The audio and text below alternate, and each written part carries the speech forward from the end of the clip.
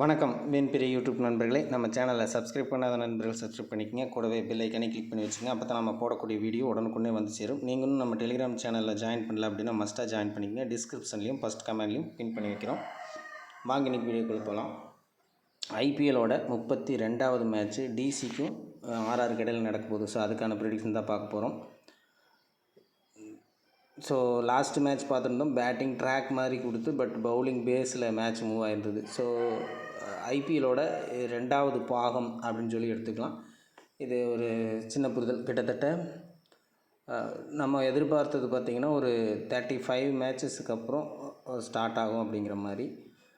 இது தொடர்ச்சியாக பார்க்குறவங்களுக்கு மட்டும்தான் புரியும். இது புதுசாக பார்க்குறவங்களுக்கு வந்து என்னமோ சொல்கிறாரு, மேட்ச் வேறு மாதிரி போன உடனே வேறு மாதிரி சொல்கிறாரு அப்படின்ட்டு கிடையாது. எப்போவுமே ஆஃப் டோர்னமெண்ட் வரைக்கும் ஒரு மாதிரியான ஒரு ப்ரோக்ரஸ்லையும் அதுக்கப்புறம் ஒரு மாதிரியான ஒரு ப்ரோக்ரஸ்லையும் போகும். இதில் புரிஞ்சுக்க வேண்டியது என்னென்னா, இதை சொல்கிறத வச்சுட்டு இனி எல்லாமே பவுலிங் சைடு போகுமா அப்படின்னா அப்படி கிடையாது. பிளேயர்ஸ் இது வரைக்கும் ப்ளே பண்ண பிளேயர்ஸ் அப்படிங்கிறத தாண்டி ப்ளே பண்ணாமல் இருக்கக்கூடிய பிளேயர்ஸ் வந்து நல்லா ப்ளே பண்ணுற மாதிரி வரும், கலந்து வர்ற மாதிரி இருக்கும்.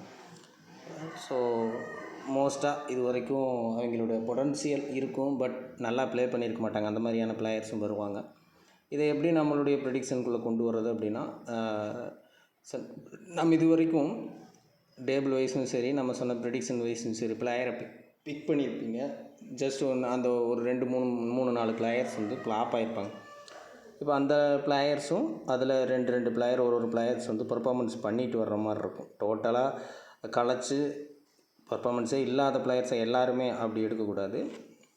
நம்ம எடுக்கக்கூடிய இது வரைக்கும் எடுத்ததில் ரொம்ப மீடியம் பர்ஃபார்மன்ஸு, ஓரளவுக்கு பர்ஃபார்மன்ஸ் அப்படின்ட்டு இருந்தவங்க கொஞ்சம் சைன் ஆவாங்க. மேட்ச்சுக்கு ஒரு பிளேயர் 2 பிளேயர் கொஞ்சம் நல்லா சைன் பண்ணுற மாதிரி வரும். ஸோ அந்த பிளேயர்ஸ் அப்படியே தொடர்ச்சியாக கண்டினியூ பண்ணுற மாதிரி வரும். ஸோ அதுதான் புரிஞ்சுக்கணும்.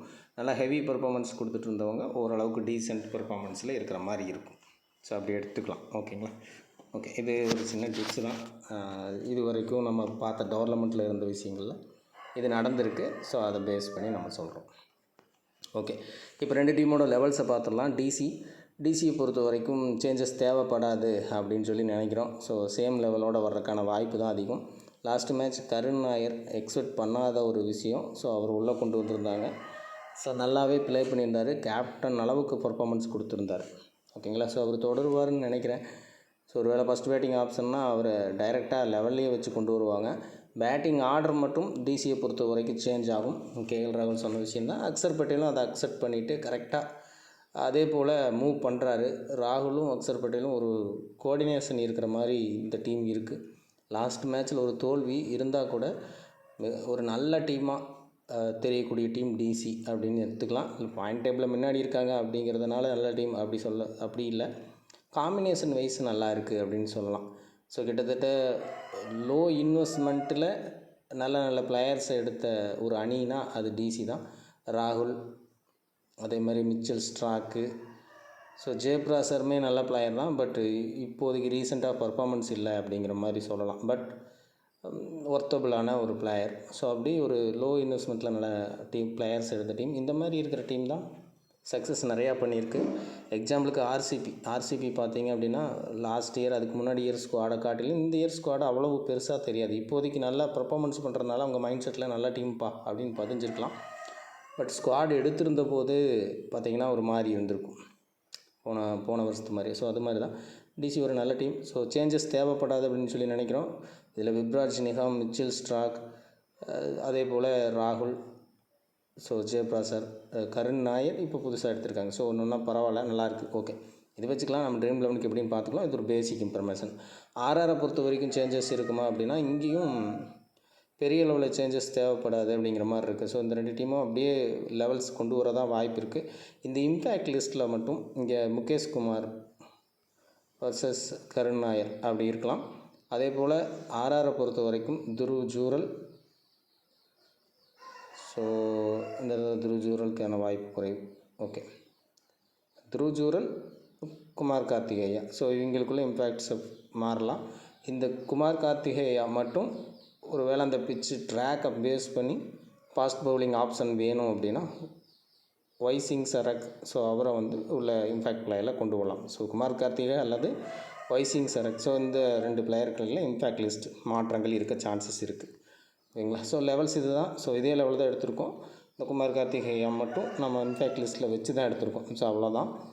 ஓகே, இப்போ நம்ம டைரெக்டாக ப்ரெடிக்ஷனுக்குள்ளே வந்துடலாம். ஸோ இப்போ இந்த மேட்ச்சு ட்ராக்கை பேஸ் பண்ணிங்க, ரொம்ப முக்கியம். ட்ராக்கை பேஸ் பண்ணி சில நேரங்களில் ட்ராக்கை போலியாக காட்டுறதும் உண்டு.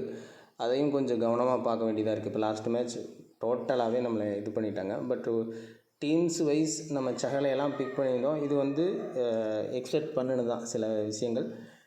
இந்த மாதிரியான பிளேயர்ஸ் சேஞ்சஸும் நிறையா இருந்துச்சு. ஸோ உங்களுக்கு வீடியோ ஹெல்ப் பண்ணியிருக்குமா லாஸ்ட் மேட்ச்னால் ஹெல்ப் பண்ணியிருக்காது. பட் இந்த மேட்ச் சேஞ்சஸ் பெருசாக இருக்க வாய்ப்பு இல்லை. ஸோ ஒர்க்காக வாய்ப்பு இருக்குது. ஓகேங்களா, ஓரளவுக்கு ஒர்க்காக வாய்ப்பு இருக்குது, எடுத்துக்கலாம். ஓகே, விக்கெட் கீப்பிங்கை பொறுத்த வரைக்கும் ஸோ எப்படி பிக் பண்ணலாம்? ஸோ பேட்டர்ன் பேஸ் அப்படின்னு யோசித்தோம் அப்படின்னா இந்த மேட்ச்சு 2 அல்லது 3 பிளேயர் வரைக்கும் கூட விக்கெட் கீப்பிங் செக்ஷனில் வர்றதுக்கு வாய்ப்பு இருக்குது. ராகுல், சஞ்சு சாம்சனில் ஒரு பிளேயர் நல்ல பர்ஃபார்மன்ஸ் கொடுக்க வாய்ப்பு இருக்கலாம் இந்த மேட்ச்சு. அதே போல் அபிஷேக் போரல், துருவ் ஜூரலில் ஒரு பிளேயர் டெஃபினட்டாக பர்ஃபார்மன்ஸ் பண்ண வாய்ப்பு இருக்கும். So minimum 2 player, maximum 3 player வரைக்குமே பிக் பண்ணுறதுக்கான சான்சஸ் இந்த மேட்ச் இருக்குது. விக்கெட் கீப்பிங்கை பொறுத்த வரைக்கும் நிறையா பிளேயர்ஸ் வர்ற மேட்சஸ் கொஞ்சம் டஃப் திங்காக இருக்கும். பட் இந்த மேட்ச் கொஞ்சம் அதிகமான பிளேயர்ஸ் விக்கெட் கீப்பிங்கில் இன்வால்வ் ஆக சான்சஸ் இருக்குது. ஸோ 2 or 3 அப்படிங்கிறது பேட்டர்ன் பாசிபிள். அதே மாதிரி பேட்டிங் கேட்டகரி எந்த மாதிரி இருக்க வாய்ப்பு இருக்குது அப்படின்னா ஸோ இந்த மேட்ச்சு மினிமம் 2 அல்லது மேக்ஸிமம் 3 அல்லது 4 பிளேயர் கூட, ஏன்னா இம்பேக்ட் லிஸ்ட்டை சேர்த்துனா 4 அப்படின்னு எடுத்துக்கலாம். Minimum 2, maximum 4. ஸோ அந்த ரேஞ்சில் இருக்க வாய்ப்பு இருக்குது. ஸோ 2 பிளேயரோடு இருக்கிறதுக்கான சான்சஸும் அதிகம்தான். ஸோ அது கொஞ்சம் கவனமாக பார்த்துக்குங்க. ஒரு டிஃபால்ட் பிக்காக யாரை பிக் பண்ணுறது அப்படிங்கிறத பார்த்துக்கலாம். ஃபஸ்ட்டு பேட்டர்னை மட்டும் பார்த்தலாம். 2 to 4 அப்படிங்கிறத எடுத்துக்கலாம்.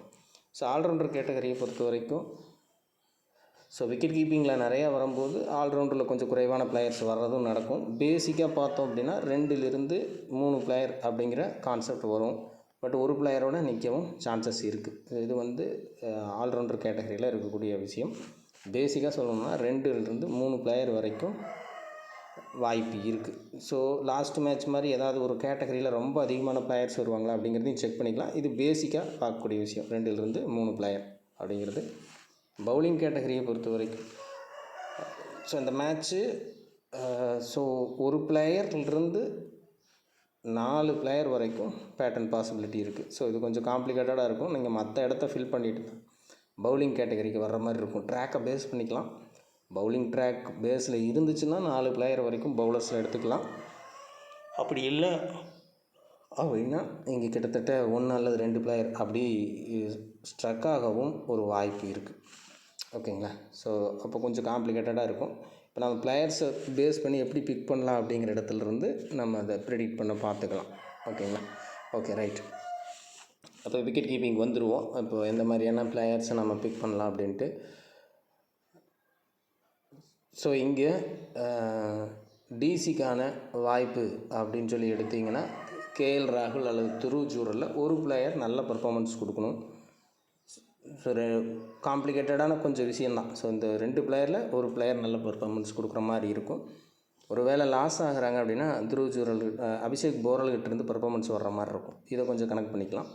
அதே போல் ஆர்ஆர் வின் பண்ணுதுன்னா சஞ்சு வந்து நல்ல பர்ஃபார்மன்ஸ் பண்ணுற மாதிரி வாய்ப்பு இருக்கும். இது வந்து அது ஒரு வேளை ஆர்ஆர் லாஸ் ஆகிறாங்க அப்படின்னா துருவ் ஜூரல் பர்ஃபார்மன்ஸ் பண்ண வாய்ப்பு இருக்கும். ஓகேங்களா.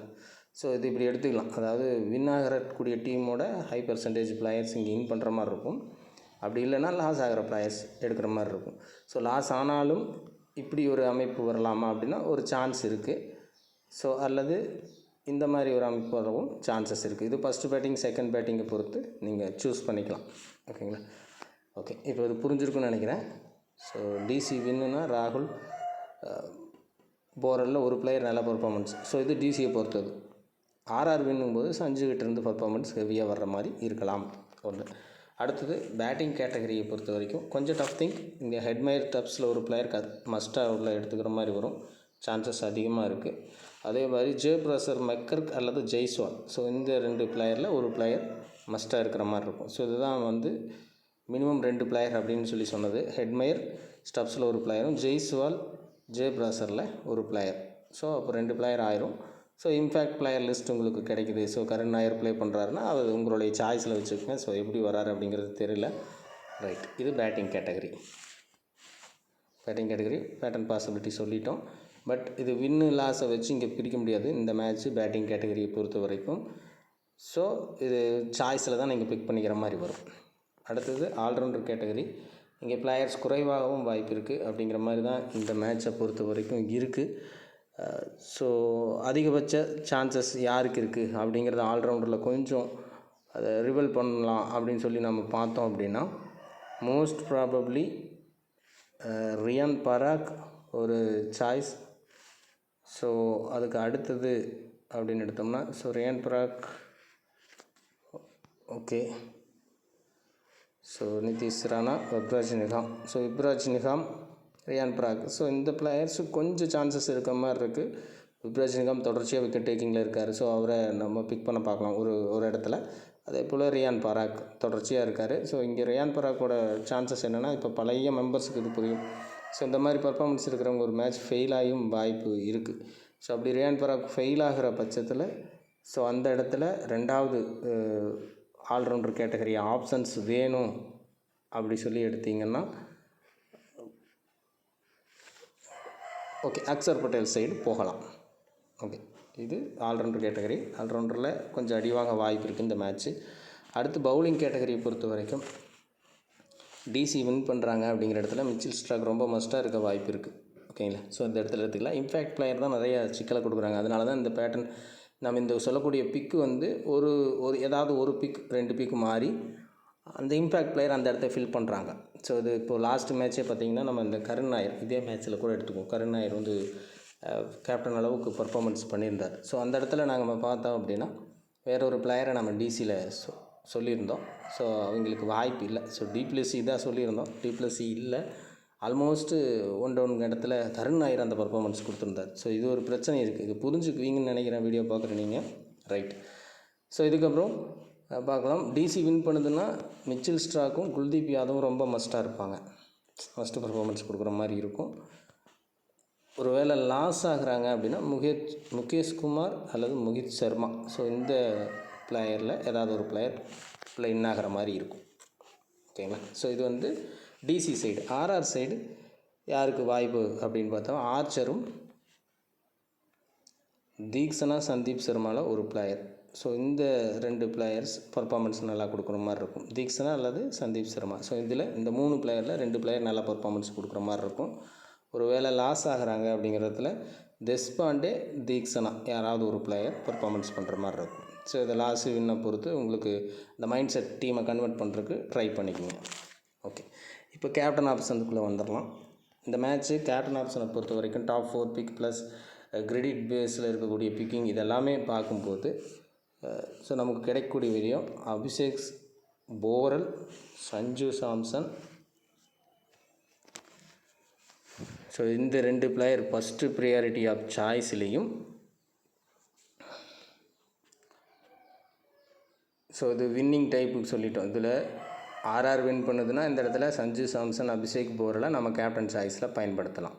ஓகே, ஸோ அதுவே ஓகே மொத்தமாகவே பிக் பண்ணிடுவோம். ஃபஸ்ட்டு இங்கே துருவ் ஜூரல். ஸோ இந்த இடத்துல உங்களுக்கு புரிஞ்சிருக்கும், இந்த லாஸ் ஆகிற டீமுக்கு ஜூரல் வந்து ஒரு ஆப்ஷன்ஸில் இருப்பார். ஸோ விக்கெட் கீப்பிங்கில் பொறுத்த வரைக்கும் 4 பேருமே கேப்டன் ஆப்ஷன் பிளேயர்ஸை தான் இந்த மேட்சை பொறுத்த வரைக்கும். ஸோ ஒரு பிளேயர் மிஸ் ஆகும், 2 பிளேயர் கூட மிஸ் ஆகலாம். பட் கேப்டன் ஆப்ஷனில் இந்த 4 பிளேயருமே இருக்காங்க. ரொட்டேட் பண்ணுற முறையில் ரொட்டேட் பண்ணிக்கங்க. ரொட்டேட் பண்ணி அவங்கள கேப்டனாக யூஸ் பண்ணுற மாதிரி பார்த்துக்கலாம். ஓகேங்களா? ஸோ இந்த 4 பிளேயர். ஸோ இதை தாண்டி வேறு கேட்டகரிக்கு கேப்டன் ஆப்ஷன்ஸ் யாரெல்லாம் வாய்ப்பு இருக்குது அப்படின்னா ரொம்ப டிஃபிகல்ட்டான சில பிக்குகள் தான் இந்த இடத்துல உட்காருது. கிறிஸ்டன் ஸ்டப்ஸும் சிம்ரன் ஹெட்மயரும். ஸோ இந்த 2 பிளேயர்ஸுக்கும் கேப்டன் ஆப்ஷன் அப்படிங்கிறது வருது. கிரெடிட்டை பேஸ் பண்ணி ஒரு சில விஷயங்கள் நம்ம பார்க்க சொல்லியிருக்கோம். ஸோ அப்படி பார்க்கும்போது மோஸ்ட் ப்ராபப்ளி இந்த பிளேயருக்கான வாய்ப்புகள் கொஞ்சம் அதிகமாக தான் இருக்குது. இதையும் தாண்டி பார்த்தோம் அப்படின்னா டிசி வின் பண்ணுது அப்படின்னா மிச்சில் ஸ்டார்க்கும் பவுலிங் பேஸில். ஸோ ஏன்னா மேட்சஸ் பவுலிங் பேஸ்லேயும் மூவ் ஆகுது. ஸோ அப்படி பார்க்கும்போது மிச்சில் ஸ்டார்க், ஸோ அதுக்கப்புறம் ஜோப்ரா ஆர்ச்சர். ஸோ இந்த 8 பேர் கிட்டத்தட்ட உங்களுக்கு அதிகமான பிளேயர்ஸ் இருக்கிற மாதிரி இருக்கும். இதில் யோசிச்சிங்கன்னா இந்த 2 பிளேயருக்கு அவ்வளோ வாய்ப்புகள் கிடைக்குமா அப்படிங்கிற மாதிரி இருக்கும். ஸோ அதனால் அவங்கள கட் பண்ணிக்கலாம். ஸோ லாஜிக் பேஸில் யோசிச்சிங்கன்னா மினி ஜிஎல் யூஸ் பண்ணுறீங்க அப்படின்னா, ஸோ மிச்சம் இருக்கக்கூடிய 6 பிளேயருக்குமே வாய்ப்புகள் ஓகே. ஸோ இவங்களுக்குமே பேட்டிங் ஆர்டரை கன்சிடர் பண்ணி துருவ் ஜூரல், அபிஷேக் போரல், ஸோ இதெல்லாமே கொஞ்சம் கன்சிடர் பண்ணி நீங்கள் கேப்டன் சாய்ஸ் எடுத்துக்கலாம். ஸோ இந்த 6 பிளேயரும் மெயினாக இருக்கக்கூடிய captain option players. Okay friends, இந்த வீடியோ பிடிச்சிருக்குன்னு நினைக்கிறேன். மீண்டும் அடுத்த வீடியோவில் சந்திப்போம். நன்றி, வணக்கம்.